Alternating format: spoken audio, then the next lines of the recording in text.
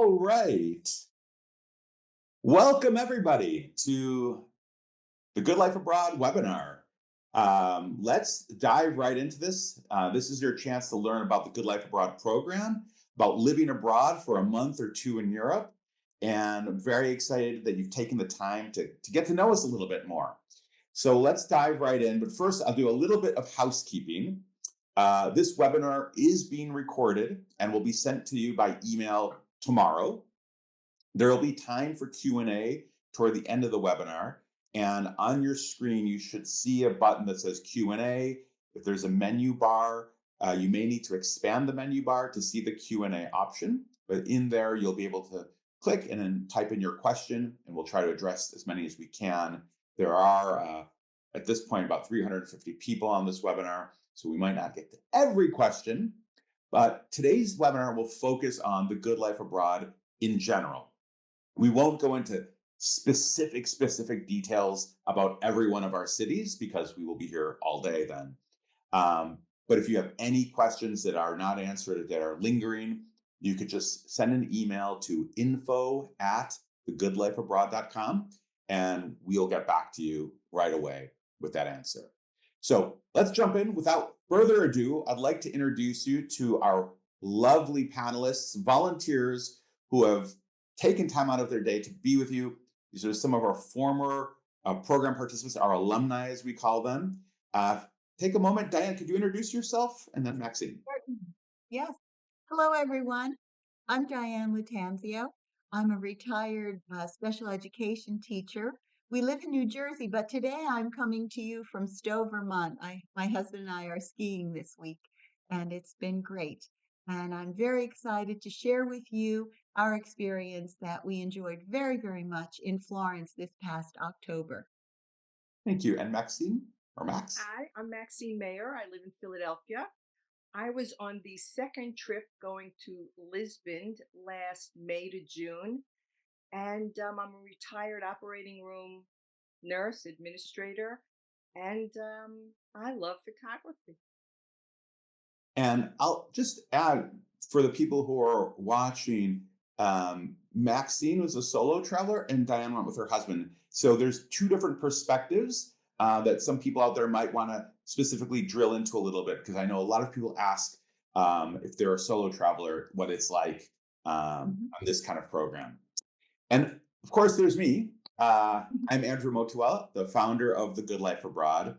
And I'd like to start this off with a little bit of history on why I created The Good Life Abroad. I've been in the travel industry for over 30 years. And over the time, I've been on a lot of trips with participants in our tours, with other types of travel. And I would hear a lot of similar comments, especially for folks who are retired, saying, Andrew, we're retired now. We have time.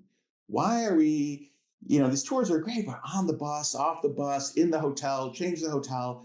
It's, and these folks are all very well traveled, but they were looking for something more. They wanted something to go a little deeper and a little more at their own pace, whatever that was.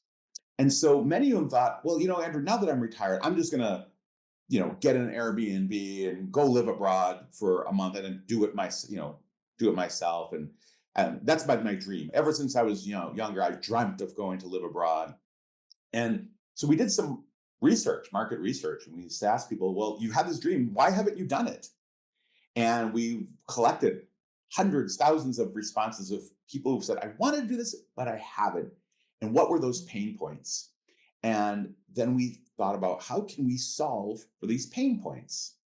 And the solution for us, the core of it, came down to community in kind of many levels, right? And but part of it is, when you have a community, it becomes more simple, it's social, and it's safer. And so for those who aren't fully aware what the Good Life Abroad provides, you live in walking distance from other participant members, or community members, as we call them. You have the support of a local community manager, someone who's there to connect you and guide you into the community. We also provide some medical and evacuation insurance and some activities and events that help connect you and foster a sense of community between people people in the program. So that's the kind of high level program structure and how we tried to solve this. For those of you who don't know, we have lots of destinations now. So where to go. Let's spin the globe and pick somewhere to go. But as you see, we are in many parts of Europe, and we are for now exclusively focused on being in Europe. These are the features, as I mentioned, that all the programs have in common. We'll get a little bit more into depth on each one of these programmatic aspects as well. But let's start with the apartments. That's the first thing people ask us about is, well, tell me about these apartments. What's the deal? So I'll start by talking about the locations, and then I'll have Diane and Max talk about their own personal experience. But what we try to do is be just outside of the touristy area. When you go to, many people on this webinar have probably been to Europe before, and they know there is that part of town with the cobblestone streets right in the center, and it's packed with tourists. We don't want to live there. That's not the spirit of the Good Life Abroad. We want to be like just outside of that, where local people actually still live, and there's actual shops that sell groceries and things other than just trinkets and T-shirts that say "I heart," city. So we are close to lots of local services, and we're all sort of in a walking radius from each other, but we're also a walking distance to most of the tourist attractions. Um, and the apartments vary in look and feel, but they tend to, I wouldn't say luxury, but they are on the upscale side of things. So maybe I'll have Diane and then Max maybe describe a little bit about your apartment and your thoughts and impressions when you arrived. Okay. Actually, if everyone takes a look at the photograph on the lower left, that was our apartment in Florence for the month of October, and it was really stunning. Actually, there were two building managers on site who were so helpful in terms of helping us navigate. There were actual videos, how-to videos of how to operate appliances. It was really very well planned out, and people there to help, in addition to our two community managers. But we found that we were in the Ultra Arno on the other side of the Arno. As Andrew explained to you, we were not plopped in the middle of the tourist section at the Ponte Vecchio. We were several bridges away from there and on the other side of the river, yet in walking distance to everything. There was a little supermarket, actually a middle school and high school directly across the street. So we were living among the locals, which was a wonderful experience. And also, this location was very convenient. We were about a 15-minute walk to the main train station, and we were able to explore outside of Florence as well. Great, thank you, Diane. Max, tell us about Lisbon. Well, I was in an area called Chiado. My apartment was fabulous, beautiful, gorgeous. I had a little, not a terrace, but a little area opening up these French doors where I could have my morning coffee looking out over a square. I think I was on the fifth floor. And I felt like I was in Lisbon. It was fabulous. Also, I was near trolleys, I was near subways. I took advantage. I'm the solo traveler and I'm an explorer and an adventurer. Um, so nothing really stops me. I I loved my apartment. I had a washer dryer combo in this particular unit. So what I would do is I throw a load in, a small load in the morning, do my day, and when I came home, it was done. And it's like a steam dryer. So even though it was clean and 99% dry, you would have to take it out and let it air dry for like, I don't know, a few minutes. Um, my location was great. The apartment was a one bedroom. It was big. I had people from the community that I had met come over for wine and cheese, and it was great. I really enjoyed my apartment. Yeah. Thank you, Max. Yeah, one thing I'll note is, one of the big differences in the apartments in Europe, obviously one is size compared to American sized everything. So while they still are, I would say, European sized, and typical one bedroom is going to be around 500 to 700 square feet. The two bedrooms are obviously bigger, but still maybe smaller than one might be used to in the US. The other thing I'll mention is the washer dryer combo is in some apartments, but few. In general, across all of our destinations, washing machines are available, but dryers are much more rare in Europe. And some apartments mostly have drying racks. And that is part of living like a local. It's part of the experience. So it's great. Let's keep moving along. One of the common questions we have is, can we bring my pet or can I have guests come? And yes, in most cities, pets are welcome for a nominal fee charged by the property management firm. You can talk to our team about the specifics. And guests are welcome.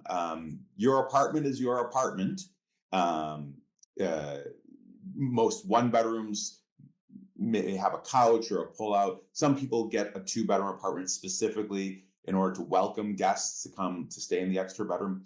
Um, because a lot of people do have guests, we're trying to limit them from participating in all the group activities because then you don't know who's in your community. These people coming and going all the time.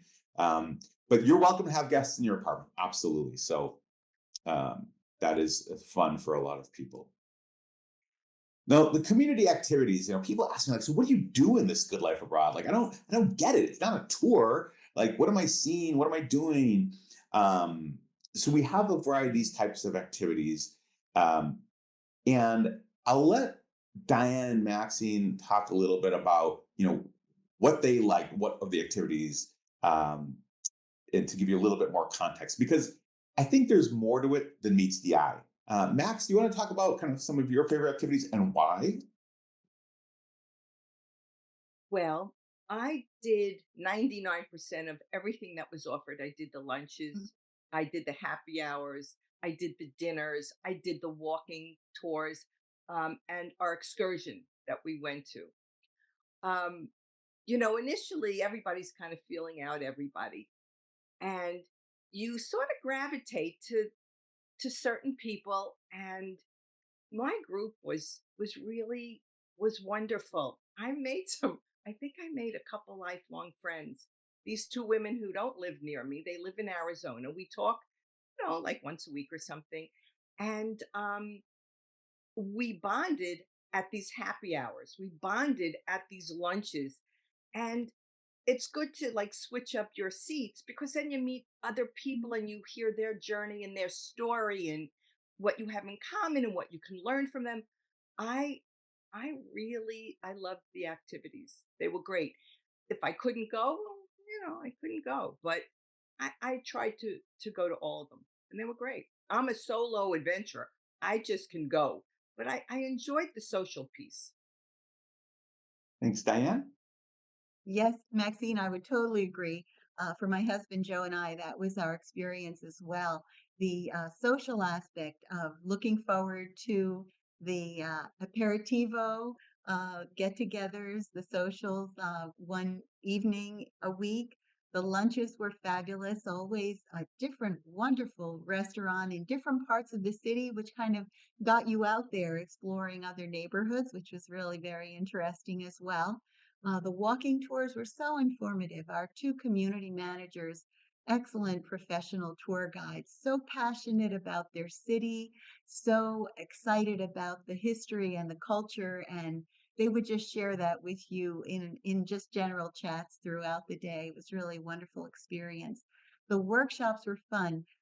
We attended a pasta making class, which was fabulous. That kind of rolled into our Tuesday afternoon lunch, which was great. And there was also a painting workshop and a leather workshop where we made our own belts. That was fabulous as well. So anything that had been planned and structured for us it just ran so smoothly, very well planned, very well organized, and so welcoming. So we truly enjoyed all the activities. And then we did take advantage of some of the excursions, which were not included, but certainly well worth the time that we spent. We took a fabulous day trip with our community manager to the Chianti region and had two winery and tasting tours there. and we've ordered the wine and it's coming to New Jersey. So that's been terrific too. But everything that Andrew has planned and scheduled, it runs like clockwork. It's just really so fabulous for all of those people. And as Maxine said, she's made some lifelong friends. My husband and I have that experience as well. In our group, we were a group of 15. It was 7 couples and 1 solo traveler. But he was such a world traveler. He kind of became our guide when we kind of ventured off on our own. So it really is a wonderful experience, and I highly recommend getting involved and participating in all that Good Life Abroad has planned. Thanks. There's 3 points I want to kind of double click on. One, Maxine, you said I participated in like I think you said 99%. One point that's important to note is everything's optional. You don't have to go. And really it's you can be as social or as on your own as you want to be. And I think people enjoy it at different times and sometimes say, you know what, I just want to take the night off and stay in. So it's very it's up to you. Choose your own adventure, as I like to say. Mhm. The other thing Diane said, and I'm going to share the next slide, sort of like how the activities lay out in a month.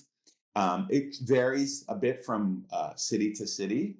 So this is sort of a prototypical schedule. But you'll see in the Tuesday lunch club, it's there these activities, they look very simple on the surface. Happy hour, Tuesday lunch, I get it. Tuesdays and Thursdays are like this. But the lunches and the happy hours serve two different purposes, really. One, as Diane mentioned, it's to pull you out to a part of town or to a place that you might not have found on your own, right? So it's very intentional when our community managers select the location. They put a lot of thought into it. Say, oh, we need to take them here. We need to take them there. Then there's some thought into ordering because sometimes we'll pre-order some local delicacies. So you can try and you'll learn, especially in that first week. Oh, like, what is this? What is this? Okay. Oh, these are things I might not have ordered on my own, but now that I've tried it, I can recognize that word on the menu is this food. And so now when we go to the restaurants, we're a little more empowered to know what's what, and we can try, explore things on the menu. So it's also a learning activity as well as a getting to know the city activity. And then exactly as both Diane and Maxine said, it's very much a time to get to know each other, right? These are like touch points and you come together and the lunches I would say are, long, leisurely. There's usually wine flowing. It's a nice casual, and so it could be a couple of hours. And what's great is if you, as Maxine said, like we kind of click with a group of people, that's great. You might then say, hey, let's go do something else. Or say, you know what? That was great. I got my social battery, 3 hours. That was great. I'm ready to go take a nap. I just want to go home now, right? So there's no obligation to always be with other people, but it is nice to come together and hear their stories. And we'll talk more in the next slide about who's in this community. Um, so, community, let's start with what we mean by that. So, first of all, this whole program is cohort based, which means before you even arrive, we do a Zoom call with everyone in the group. So, everyone can get to know each other and meet people. And then you also meet your community managers. Then everyone arrives on the same day and you kind of check you in and get you settled. You're tired, of course, if you've flown. But that next day, we do a group orientation. And then we have a whole program of activities.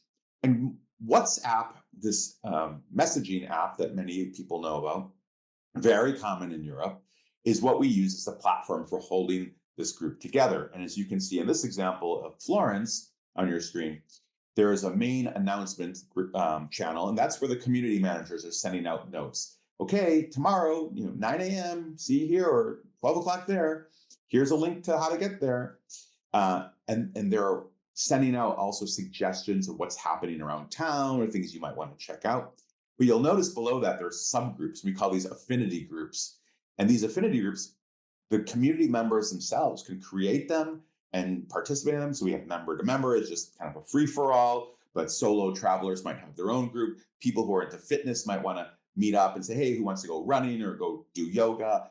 we've had people do book club. We're like, hey, let's read a book that's about the city and let's get together once a week and discuss it. So this this WhatsApp platform actually serves as the glue to hold the travelers together and also allows you to meet other travelers who might share similar affinities. I always think about this couple, I think they were in Barcelona, and he said, what I love about this program is his wife, loves going to cathedrals, and I could care less about going to cathedrals. I want to go to sports bars. And so he created a cathedral group and a sports bar group. And sure enough, he's like, my wife found people who want to go to cathedrals with her, and I'm off the hook. And I went to sports bar, and sure enough, there were some people in the group who also wanted to go to sports bars. So it's a really fun way to then connect with people around different things. Um, and and we'll see it even as something as simple. Oh, we're having a potluck tonight. Who wants to come? And let's coordinate who's bringing what. I mean, it's a very useful tool. So I guess what I'm trying to say is that this idea of community, we have this structure of activities, this calendar I showed you, but really the community is an organic thing that just takes on a life of its own, right? And of course, you're not going to be best friends with everyone in the group, but you're going to find that handful of people that you really click with. And suddenly things start happening all around you. Diane, Maxine, did you find that to be the case? Yes, very much so. And it was at those socials on Thursday evening or late afternoon where people would come together and kind of brainstorm, oh, you've got to try this museum, or oh, that Da Vinci gallery was amazing.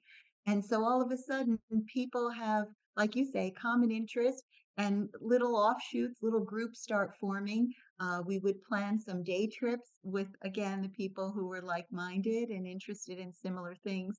Um, my husband and I know we've shared this before with Andrew, but my husband is a great European soccer fan, and he wanted to go to a match in Florence, which we did. And when people heard about it, they said, gee, I really don't follow soccer, but that sounds like a really fun thing to do. And again, just a short train ride away. I think it was one stop out of the city.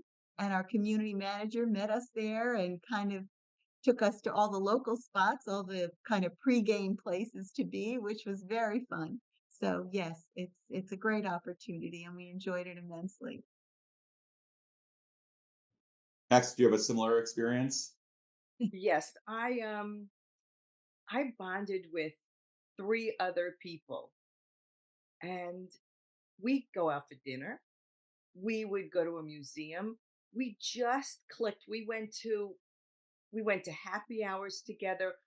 Two of the three new friends traveled together. So they weren't a couple, but they were friends traveling together. So they were part of the three. And a single man who was too funny. He's actually going to Barcelona soon, Bill. Oh, And we just bonded and we continue to communicate now. I mean, it's how long's it been? This is February. We were home last June. So you really can find some wonderful relationships, and it's really different and special, and you make it what you want to make it. You want to be social, you're social. You don't want to be social, it's everything is a fit for everyone. It's a wonderful program. That's where I'm going again. It's fabulous. Thank you, Maxine. Sure. Just some statistics about our community, and these are at the aggregate level. So your specific group might be slightly different. Um, Average group size is about 15 people. Sometimes it can get as high as 22, 23 on the low end, and maybe 10, but on average, it's about 15, the average age. Um, in on aggregate, it's about 30% solo travelers, although Diane mentioned that her group is much more couples. And then we've had others where there's very few couples and it's mostly solo travelers. It's, I don't know how or why the cards fall as they do, but in the aggregate, it's about 30%, primarily from the US, although we have a good number of Canadians and a smattering of people from other places. But more important than age, I think the thing that unifies people in our program, you said, tell me about who is in the community. It's people who already have traveled extensively. They're well traveled. They love cultural immersion, And that is sort of what drives them. And it's less about, politics or religion or, people tend to just leave that stuff at home. It's like, I'm into cultural immersion and I want to go deep into this. And so it tends to just be really interesting people who love travel and cultural immersion and whatnot. So great stories usually at happy hour about, people's adventures in life. One of my favorite parts about this program, and I think Diane and Maxine would agree, is our local community managers. They're really, really lovely, wonderful people. And they provide a couple of services. Really, it's a multi-faceted role that they have. One, of course, they organize the activities and events. They choose the restaurants and the bars with care and think about how we're going to choreograph the experience. They're also there to provide orientation and help support you as you're planning your month. They want to help you make the most of your month.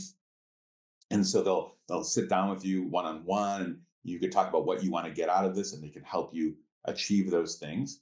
But in addition, because they are local, they live there, they are also suggesting things to the group about what they might be interested in doing. Or if you raise your hand and say, I have a specific interest in, let's say, architecture. I know in Florence, Giacomo is an architect by training, and he can, he'll really go out of his way to make sure you get all the great architectural tips. Um, and so this is on one hand, we're about community, and there's fellow travel lovers who are there from outside of that country visiting. But the goal isn't to just stay together in a little island of foreigners. The goal is to actually get out and connect with the local community. And our community managers are sort of the bridge to find things that you might be interested in, that you might not even know about.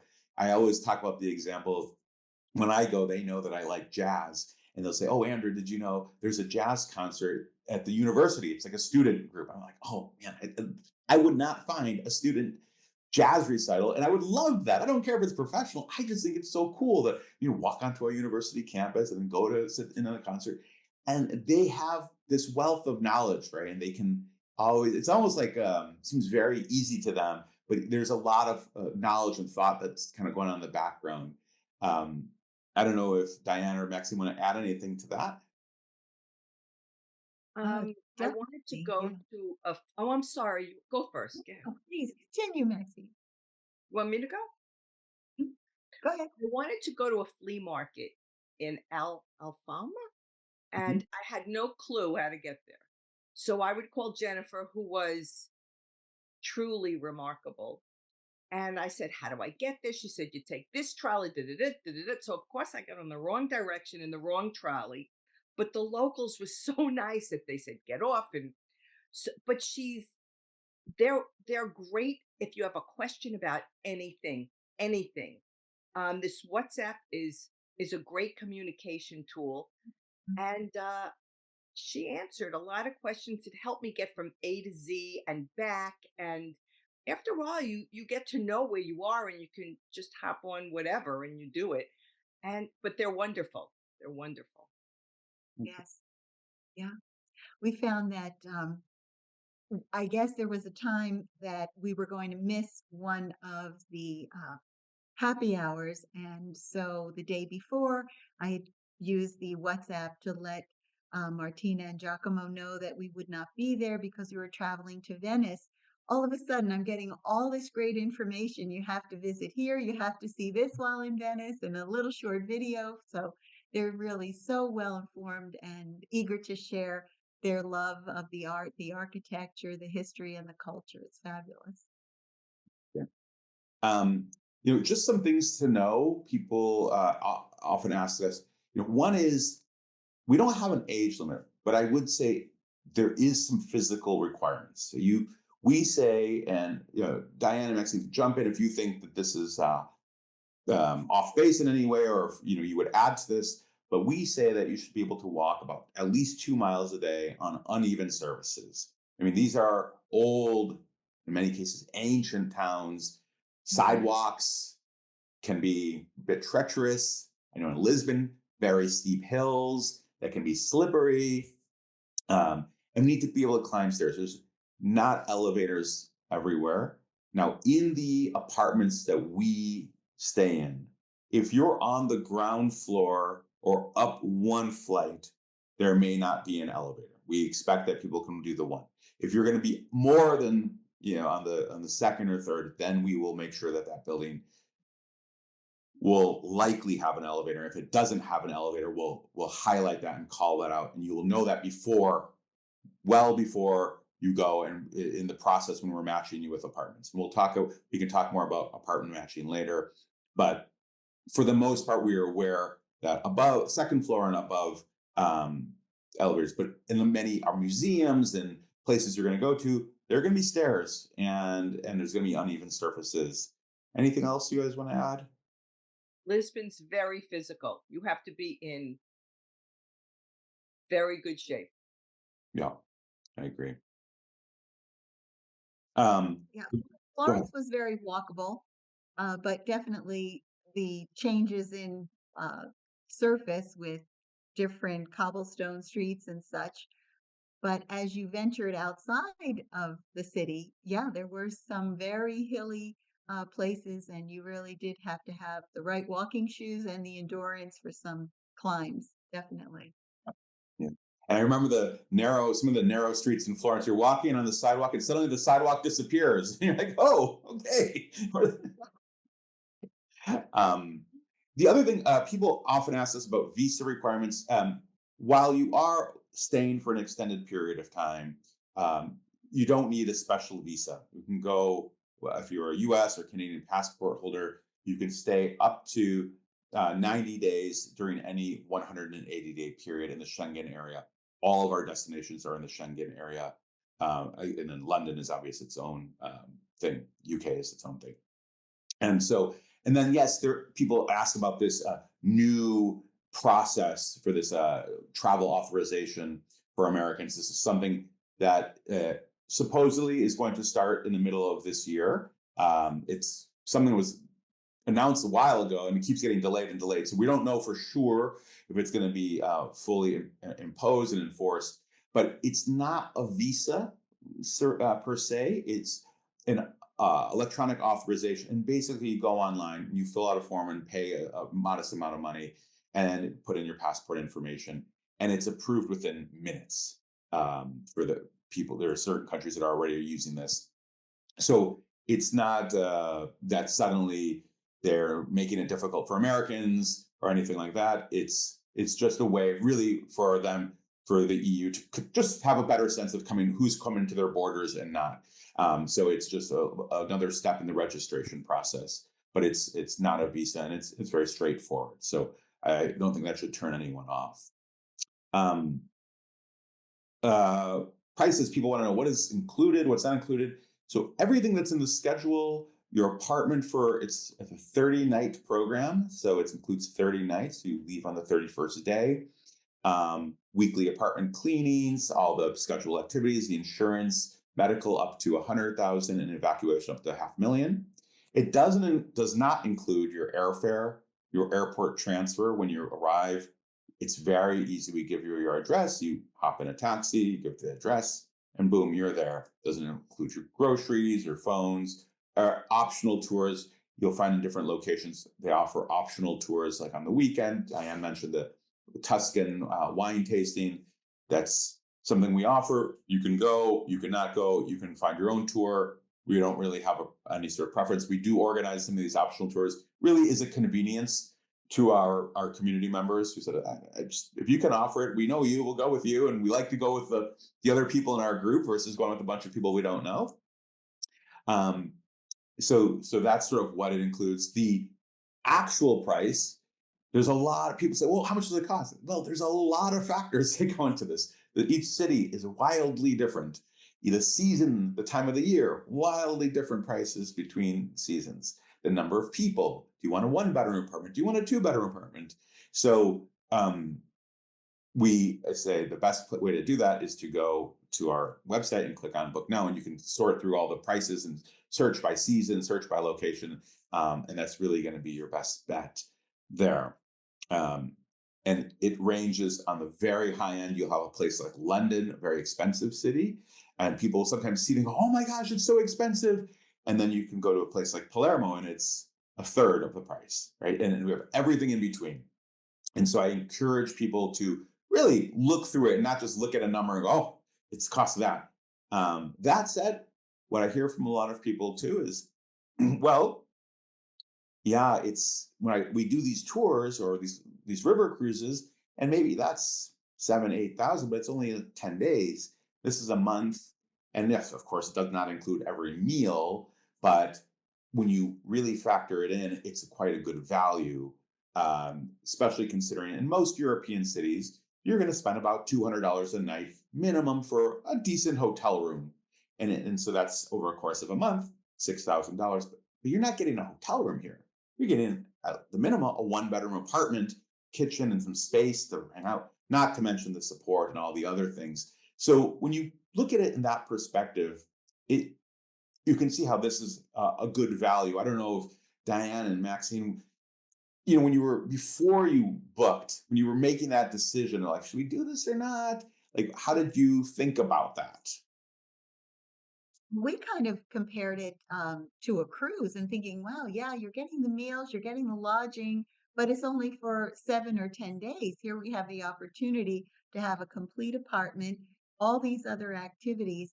And you think about, well, if you were to do, in the very beginning, Andrew, you mentioned about people having this dream and maybe thinking about renting an apartment, doing an Airbnb. That in itself would just be very, very expensive to try to attempt it on your own. And you don't have the support of the community, which is really ideal. Thank you. Also, because you have a one bedroom and you have a kitchen, Yeah. you can make your own dinner. You Hmm. can make your own breakfast. You could really live like you're living there. You go to the grocery stores. Ah, bring bring like shopping bags. Bring them, Reuse. like a few. So Hmm. when you go shopping, you have your bag because no one uses plastic over there. Yeah. And it's I don't think it's that expensive. Yes, it's a chunk, but what you're getting for your money is is really more than going on a trip somewhere. You're getting an apartment with a kitchen and a living room, and you're in a neighborhood and you're getting people to meet, and you have a manager who answers your questions, and it's great.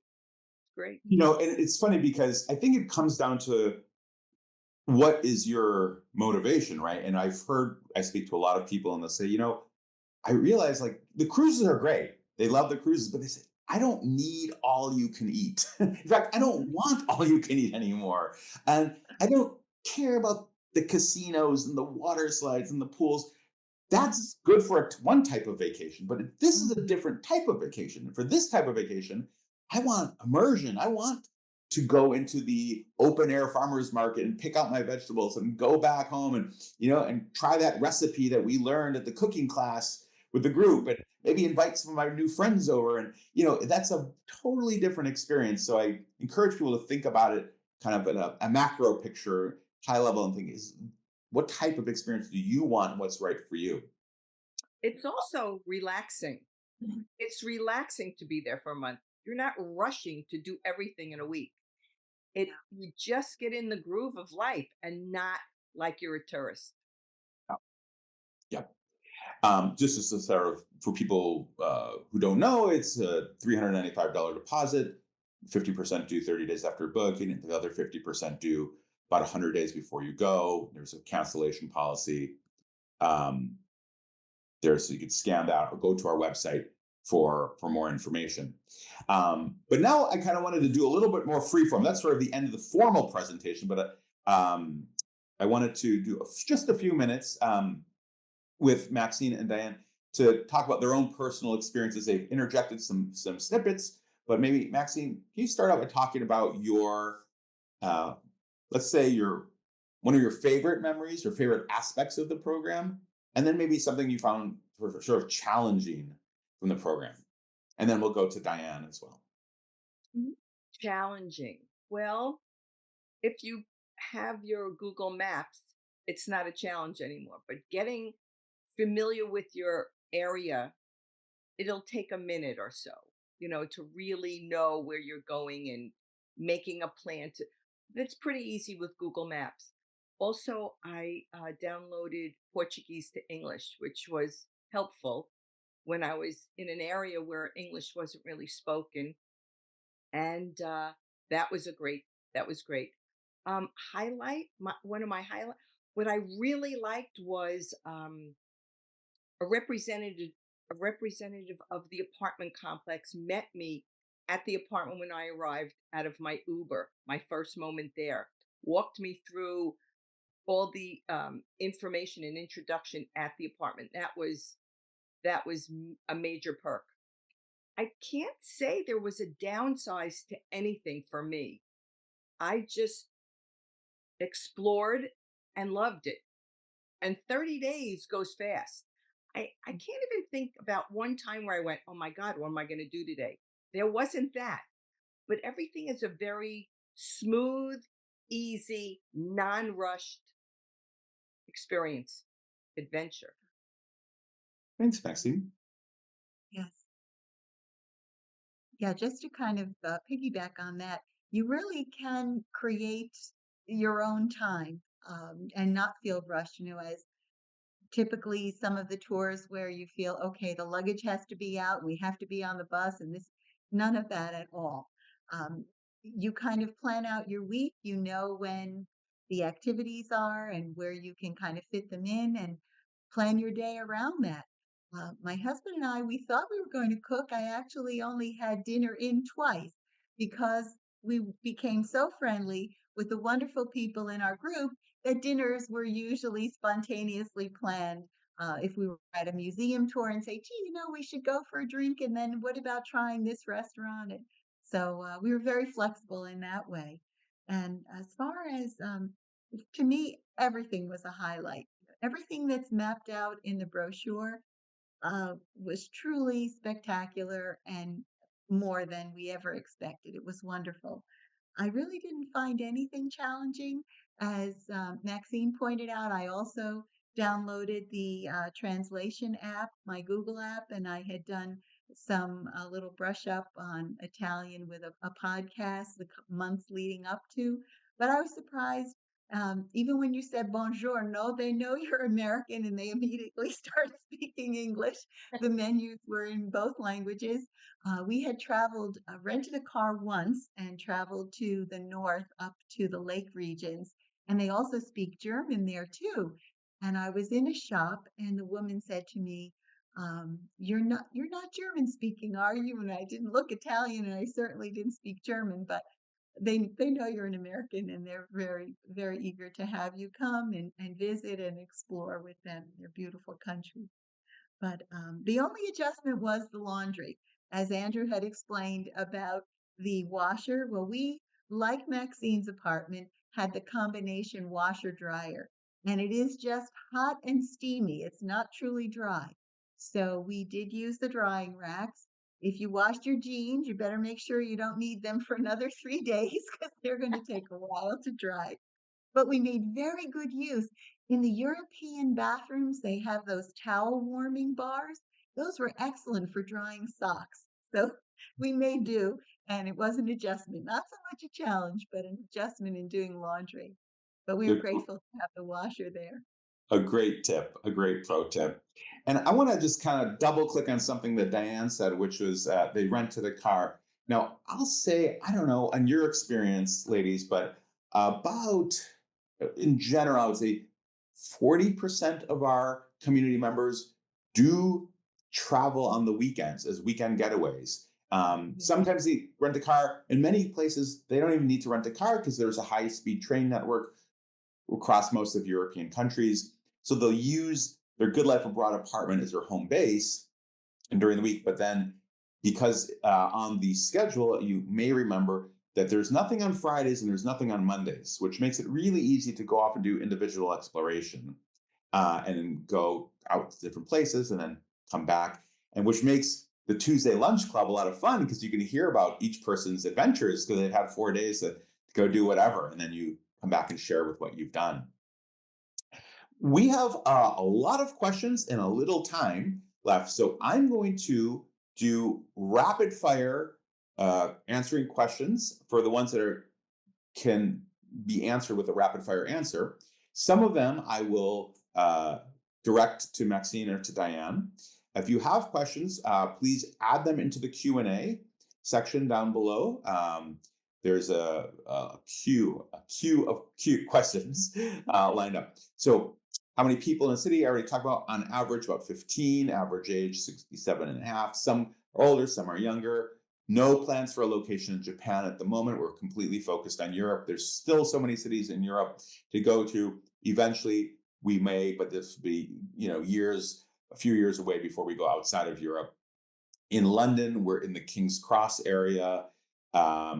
Medications, bring your prescription. You can get them filled at European pharmacies. You can also ask your doctor in advance, that tell them you're traveling, and they will provide you with a travel dose as well for the entire month. All of the locations have medical facilities. We're in European cities, and we have a way that you can always see English-speaking medical professionals in any of these cities. And all the apartments do have high-speed Wi-Fi. We have usually a small percentage of our community members are still working remotely, maybe part-time, maybe they're on boards, or they're still involved in some things, but they can do that just fine from their apartments with their Wi-Fi, and all these apartments have smart TVs as well for those who want to watch Netflix or other sort of streaming services. Car rentals, we do have car contacts. The community managers in country can direct you to a car rental facility. And yes, when you're, for example, in Florence, the community managers can definitely help you plan visits to other nearby cities. If you wanted to go to, let's say, Venice or Pisa or Lucca, do I want to take the train? Do I want to rent a car? Do I want to take a bus? They can help guide you through that. In fact, community managers will usually sit down and schedule time with you in the beginning of the trip to understand what you want to do and help make a plan. So if you say, no, in this month, I want to go to Rome and I want to go to Venice, and they will then say, okay, cool. And we'll make a plan for, train or whatever, and give you some recommendations so that you can go off. They're not going to book it for you, but they will guide you through that process and provide resources. LGBTQ, yes, we have, I don't know the percentage, but the part of our community, our norms as a community, is that we are welcoming to everyone. This is a very inclusive community, and by its very nature of people wanting to go and experience and appreciate other cultures and ways of being, I think that is a spirit that kind of permeates through in many different aspects. And I do know we have some percentage of community members that are in the LGBTQ community. I don't know exactly what it is, but Diane and Maxine, would you agree that everyone's pretty cool with that? Totally. Very cool. Totally. Yes, Okay. totally. Here's a question directly to Diane. Is this apartment offered, or did you upgrade? Because I think this person specifically knows that we do offer upgraded apartments as well. Some people say, I want the luxury upgrade, and we do have that in many cities. Diane? In that particular palazzo, they were all really magnificent apartments. They were just very stunning, very spacious. One of our initial conversations with Jennifer, asking us if we had mobility issues and that they would direct us to a building that had an elevator. And we said, no, that's not a problem. But as it turned out, this particular building did have an elevator. It was helpful for getting luggage in, but as far as walking, we used the stairs for the most part, but certainly not an upgrade. They were all very luxurious and beautifully appointed apartments. Thank you. There's a question, do apartments have several travelers in the same building? I would say that varies city to city. In Florence, we do work with palazzos where there's multiple people in there. Maxine, I think in Lisbon, there were some. Yeah. One other couple. One other couple. So sometimes it may be one other couple. In some cases, you might be the only apartment in that building, but next door or around the block, there's some other. So it varies city by city. I would encourage you to contact our team and then ask about a specific city that you're interested in. We can give you much more detailed answers then. Can dog sitting be arranged? We haven't, that one, I don't know. I would say, Madeline, that question, if you could contact our office, it's something we would have to research. I know pets are welcome, but I don't know about dog or cat sitting or dog sitting in this case. Specifically, we have to do some research. Do we have co-ed single travelers? In both cases, both ladies mentioned a solo male traveler. I will say that that is rare. Uh, in a group of, let's say, out of every 100 solo travelers we have, I would say maybe 10%. And 90% of the solo travelers would be female. So there are some men, but it's a smaller, which is, I never understood. I don't know why men don't want to go off and travel as much. But can a solo traveler sign up for a 2-bedroom with another solo traveler? Is one question. So we used to have, the short answer is yes. But the one level down is, but you should find that other solo traveler. We used to have a service where we would pair roommates. We no longer offer that because we might be 55 plus, but it's still the same issues of having roommates like you had in college, where I don't like this person, and this person wants to pull out, and it just led to a lot of complexity. So now we said, if you want to have another solo traveler share your apartment, great. Go find someone you really get along with, that you're going to be fine with, so that it doesn't blow up on us. Is there much variety in the size of the group? We talked about that, about 15 people. It does month to month. I would say when you have a specific city and time of the year you're interested in, contact our office and we can give you kind of rough estimate of what, I know some months, November tends to be lower on like 10 because people want to be home for Thanksgiving. Some people don't care. April, October, very full months because it's kind of shoulder season. Our activities part of the cost of the extra. No, the cooking class and the tours that are included on the schedule, the happy hours, those are all included in the program fee. Optional tours do cost extra. Do people stay for an extended time, 6 months to a year? What I would say is, because the program has a structure and then kind of each month it repeats, I would say that I wouldn't recommend someone to join our program for 6 months and to do it over and over again. It would kind of get repetitive.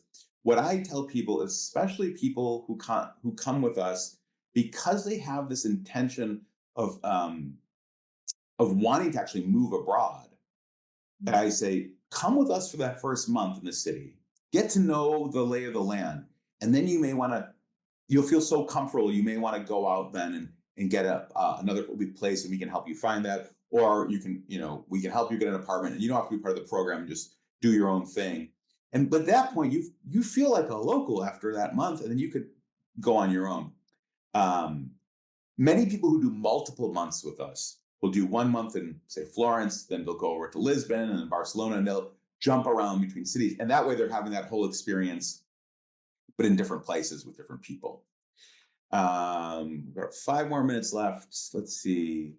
Learning the native language. Yes. So I would say across the board, you can get by with English. We do try to offer some crash course in basic phrases. We think it's important for people to at least make an attempt to learn some of the local languages. It shows a good sign of effort, and people appreciate it, even if it's pretty badly spoken. But our community managers will do some kind of crash course with you. And then some people do want to go deeper and want to take language lessons. And our community managers can arrange private independent study of the local language. Language-wise, Diane or Maxine, did you have any issues, or how did you No, find because I that? had the money app, the language app, easy. Yeah. Great. Okay, we have another question on LGBTQ, which we covered. Experienced travelers, why would I do this? I would say, yeah, anyone can rent an Airbnb and travel in there. It's really the community and the support. and the camaraderie. It's just a different experience. I'm not saying one is better than the other, and everyone's welcome to. In fact, I encourage anyone to go live on their own, however they want to do it. I just think it's important for people to do this. I think it's a good thing. But with us, it's a different experience, which is the community, I would have to say. Can you request a group that is all singles or at least half single? I would hate to be the one single. I would say contact our office and we can give you a rough breakdown of the different sessions month by month. Um, okay, let's see. More certain destinations more for solos. No, it's sort of across the board. Demographics between men and women. I kind of covered that. If you have, half the group of couples, and let's assume for a second they're just a man and a woman, then you've got a third, which would be solo, and therefore, like I said, 90% of the solos would be female and 10% male. Our groups that are vegetarian or just plant-based, there are no groups specifically around vegetarian, but we can accommodate vegetarian and vegan in all of our sessions. Average age is 67.5. Again, that's an average, just running a report, and tabulating in a spreadsheet. Apartments don't have business centers with a computer. You do have Wi-Fi in your apartment, and most people you just do things on their phone. Some people can bring a laptop. I don't know if Diane or Maxine if you were connected often and what you did specifically. Yeah, we brought the laptop, and I have to say, for purchasing the train tickets, it was a lot easier using our laptop than trying to Yeah. navigate that on the phone. So that was Yeah. convenient to have it. Same with the airplane tickets. Yeah. Hmm. Yeah. Yeah. I want to say a month in London and then a month in Paris. Absolutely. And the great thing about doing a month in London is you're not in the Schengen area. And so your 90-day max doesn't count when you're in the UK. So you can, if you wanted to even stay longer in Europe, you could do that. Not a problem. I'm an avid cyclist. I want to rent a bike. Absolutely. We have people rent bikes all the time and take them out and about. Our community managers can help you with that. Um, let's see, can the conversation move on from the community aspect? Well, that's kind of a big one, and we did cover the other things. Can you extend your time in a location? Yes, you can extend your time. We can't always guarantee you would have the same apartment because we've leased that for that 30-night period, 31 days.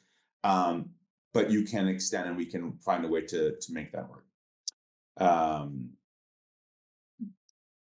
We do not coordinate air travel. You do that yourselves, and you arrange your own transfer, usually taxi or an Uber to the. Someone had mentioned that the electronic visa thing is pushed back to 2026. And yes, a recording of the webinar will be sent to everyone. It'll be tomorrow. Yes, you can schedule consecutive programs.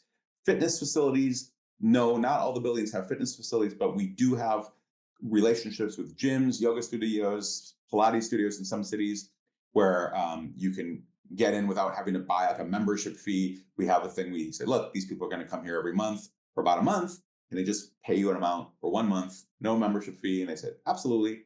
So that is something.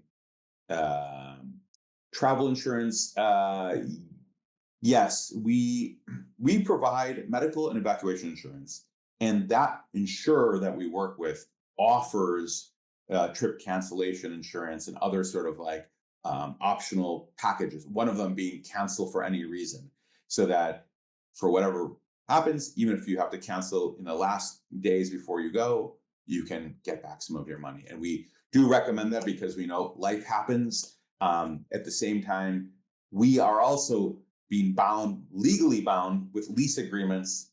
So this is unlike a hotel. We are taking out a lease for a specific apartment on your behalf. And that is a legally binding commitment that we're entering into. So we don't have a lot of flexibility. It's not like a hotel where like, okay, well, just cancel, maybe someone else will come. This is a little more involved. So therefore, we really encourage people to get the trip cancellation insurance because we cannot be that flexible. When you go to other neighborhoods for lunches, you travel together. I'll let Diane or Maxine. I think it probably just depends. Yeah. Just It depends. really I depends. would. Oh, I'm sorry. No, no, go ahead, Maxine. I would meet them there if we weren't in the exact same spot at that particular time, we would just meet. Ubers are easy. In Lisbon, they were very easy. Yeah, it's you meet somewhere. It's very easy. Yeah. Okay, let's just because of time or how far in advance to book? We have people booking for 2026 right now. We still have some openings in some programs in 2025. I do think the more time in advance you book, just keep in mind, I would say this. In most cities, we have about 10 apartments, some places 8, sometimes 12, sometimes we have a little more inventory than others, but it's not that big of a program. So if you have 10 apartments, the max you can have is 20 people, but some of them will be solo travelers. So 10 apartments could sell out pretty quickly. And frankly, we don't want to have huge groups either. So I would say for the peak months, usually the shoulder season, spring and fall, I would say book for in advance. We still have plenty of space in the other months though. People ask, what does bring your own housing mean? We do offer in most cities the ability now for some people to say, look, I want to go find my own house. I'm very particular. Just show me roughly where everyone else is living. I want to go book my own thing, but I want to be part of your community. And we have that you can pay a fee to become part of the community, have everything that the ladies were talking about, but the apartment is your business. You have a problem, you work directly with whoever you booked it from. Um, we and we've done that in response to people asking for that. That's said, I will say that I found that Airbnb quality is hit or miss. And over the years, it's become, for me, more miss than hit as people, and especially in cities with a lot of tourism, they're converting storage closets into apartments and whatever they can to take advantage of it. And then sometimes the photos have been misleading. So I like that our team vets these apartments and we can offer you some more insight and detail into them. We also offer this luxury upgrade where some people say, look, I'm particular, but I want you guys to do the work. And we will then do a bespoke search for you, talk about what you want. And then it'll obviously be much more expensive, but we'll come back to you with some options. We have some providers who have very high-end luxury apartments. Okay, I think we're out of time. Some people want to volunteer. Yep, our community managers can help you. Whatever you're interested in, our community managers can help you. Whether you want to volunteer, whether you want to bike, whether you want to take language lessons, whether you want a co-working space, phone service. We can have a partnership with an eSIM company. Not everyone has to be 55, but it's not meant for families. It's not meant for kids. If one person is 55 plus and their partner is just under that, that's fine. And I think that's what we've got for today. Everything else, I apologize if we didn't get to your question. Please send an email to our offices, info@thegoodlifeabroad, or go to the live chat. I really want to thank Diane and Maxine for being here. A round of applause for you two. Thanks for taking the time out of your ski vacation. And Maxine, I know you travel a lot, so thanks for taking time out of your travels to be with us and share your experience. I Thank greatly, you. greatly appreciate it. Pleasure. All right. Thanks, everyone. We'll send out a recording of the webinar tomorrow by email. Whether you attended or if you missed it and you registered, you will too will get this webinar and you'll be able to follow along. All right. Take care. We'll be having more webinars in the coming weeks. We're going to have city-specific webinars where if you want to go deep into a certain location, we'll probably have a webinar with someone from that country on the webinar with me, so you can get very deep into the specifics of those webinars as well. So thanks again. Take care, everyone. Have a lovely day.